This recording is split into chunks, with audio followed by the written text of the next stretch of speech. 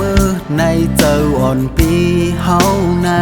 เหมือนเตะขาดยาวน้องนางเอ้ยเมื่อน้องเฮ็ดปันหือปีเฮาในมันนั่งเตะไล่ตายตั้งเป็นเมื่อน้องหู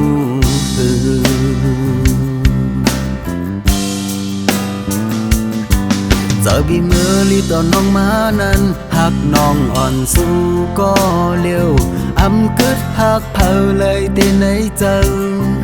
ต่างหักใจสู่และปีเฮาในใจอ่ำหัวสู่น้องในเตจังใจ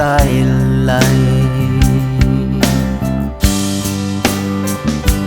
เมื่อน้องหักอำไหลก็รีบบอกปันอีกหนึ่งเขาต่างหักกันมาอ่อนสองเฮาหามืออ่อนตาเตเฮ็ดเฮอน้องเปิดเส้นตั้งปลายเฮอปีไล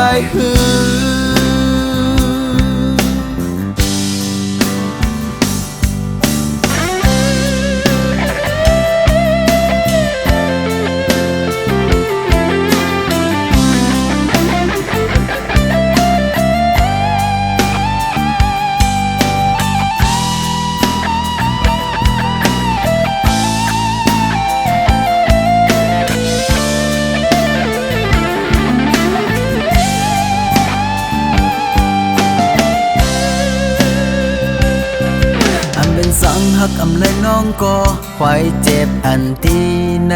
เจอไว้เฮอหึงก็ตื่นหายควายเจ็บอันสู้ปันไว้นั้นมันนั่งสู้เอาไปคงมีดมาแต่งอกเจอ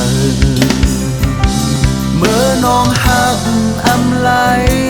ก็รีบบอกปันอีกหนึ่งเขาต่างหักกันมาอ่อนสองเฮาหามืออ่อนตาเตเฮ็ดไว้ลื่นหลังหึงมาซ้ำปลายเด็ดกันในคนโง่อย่างฉันโดนเขาหลอกไม่รู้ตัว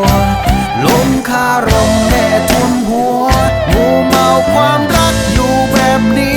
ไม่น่าเลยสมน้ำหน้า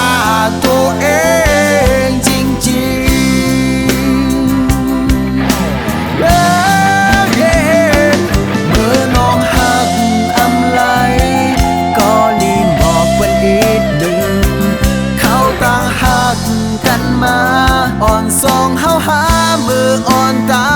เตเฮ็ดน้องเปิดเส้นตั้งปลายเฮอปีไลไว้ลื่นหลังหึงมาซ้ำปลายแต่กันใด